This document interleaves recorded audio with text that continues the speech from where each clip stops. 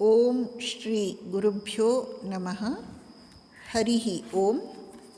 ಶ್ರೀಮಾತೆ ಶ್ರೀ ಶಾರದಾ ದೇವಿಯವರು ಹೇಳುತ್ತಾರೆ, ತಪ್ಪು ಮಾಡುವುದು ಮನುಷ್ಯನ ಸ್ವಭಾವ. ಅದನ್ನೆಲ್ಲ ಲೆಕ್ಕಿಸಬಾರದು. ಅದರಿಂದ ನಮಗೆ ಕೆಟ್ಟದ್ದು. ಕೊನೆಗೆ ತಪ್ಪು ಕಂಡುಹಿಡಿಯುವುದೇ ಒಂದು ಚಟವಾಗಿ ಬಿಡುತ್ತದೆ. ಇತರರ ತಪ್ಪನ್ನು ಕಾಣಬೇಡ.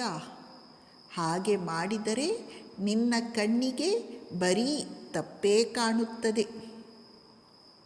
ತಪ್ಪು ಮಾಡುವುದು ಮನುಷ್ಯನ ಸ್ವಭಾವ. ಆದರೆ ತಪ್ಪಿ ನಡೆದವನನ್ನು ತಿದ್ದಿ ಸರಿದಾರಿಯಲ್ಲಿ ನಡೆಸಬಲ್ಲವರು ಎಷ್ಟು ಜನ? ಶ್ರೀಮಾತೆಯವರು ಹೇಳುತ್ತಾರೆ, ಈ ಮನಸ್ಸೇ ಎಲ್ಲದಕ್ಕೂ ಕಾರಣ. ಶುದ್ಧಿ, ಅಶುದ್ಧಿ, ಗುಣ, ದೋಷ ಇವೆಲ್ಲ ಮನಸ್ಸಿನಲ್ಲೇ ಇವೆ.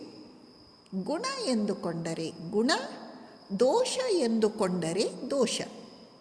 ಮೊದಲು ತನ್ನ ಮನದಲ್ಲಿ ದೋಷ ಇರುವುದರಿಂದಲೇ ಮನುಷ್ಯ ಬೇರೆಯವರಲ್ಲಿ ದೋಷವನ್ನು ಕಾಣುವುದಕ್ಕೆ ಪ್ರಾರಂಭಿಸುತ್ತಾನೆ.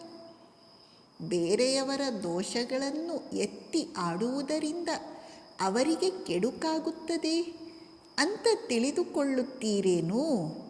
ಇಲ್ಲವೇ ಇಲ್ಲ. ಕೆಡುಕಾಗುವುದು ನಿಮಗೆ. ನಾನಂತೂ ಬೇರೆಯವರ ದೋಷಗಳನ್ನು ಕಾಣಲಾರೆ. ಏಕೆಂದರೆ ನಾನು ಆ ರೀತಿಯಲ್ಲಿ ಬಂದವಳಲ್ಲ ಅಷ್ಟೆ. ದೋಷವನ್ನು ಕಂಡು ದೂರುವವರೇನೂ ಕಡಿಮೆ ಇಲ್ಲ. ಅಂಥವರು ಬೇಕಾದಷ್ಟು ಜನ ಇದ್ದಾರೆ. ನಾನು ದೋಷ ಕಾಣುವುದನ್ನು ನಿಲ್ಲಿಸಿದ ಮಾತ್ರಕ್ಕೆ ಈ ಜಗತ್ತೇನು ನಿಂತು ಹೋಗುವುದಿಲ್ಲ.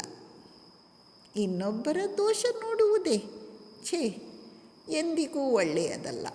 ಕ್ಷಮೆಯೇ ದೊಡ್ಡ ತಪಸ್ಸು. ತಾಳ್ಮೆಯೇ ಅತ್ಯಂತ ಶ್ರೇಷ್ಠ ಗುಣ.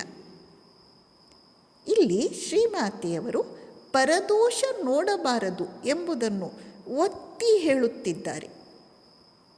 ಇತರರಲ್ಲಿ ದೋಷಗಳನ್ನು ಕಾಣಲು ನಮ್ಮ ಮನಸ್ಸಿನ ದೋಷಗಳೇ ಕಾರಣ. ಆದ್ದರಿಂದ ನಮ್ಮ ಮನಸ್ಸನ್ನು ಸ್ವಚ್ಛವಾಗಿಟ್ಟುಕೊಂಡಾಗ ಪರದೋಷ ನಮಗೆ ಗೋಚರಿಸುವುದಿಲ್ಲ. ಮತ್ತು ಕ್ಷಮೆಯೇ ದೊಡ್ಡ ತಪಸ್ಸು. ತಾಳ್ಮೆಯೇ ಅತ್ಯಂತ ಶ್ರೇಷ್ಠ ಗುಣ. ಎಂಥ ದೊಡ್ಡ ಮಾತುಗಳು ಇವು! ಆದ್ದರಿಂದ ನಾವು ಕ್ಷಮೆಯನ್ನು, ತಾಳ್ಮೆಯನ್ನು, ಕ್ಷಮೆ ಎಂಬ ತಪಸ್ಸನ್ನು, ತಾಳ್ಮೆ ಎಂಬ ಗುಣವನ್ನು ಮೈಗೂಡಿಸಿಕೊಳ್ಳಲು ಸರ್ವ ಪ್ರಯತ್ನವನ್ನು ಮಾಡಬೇಕು.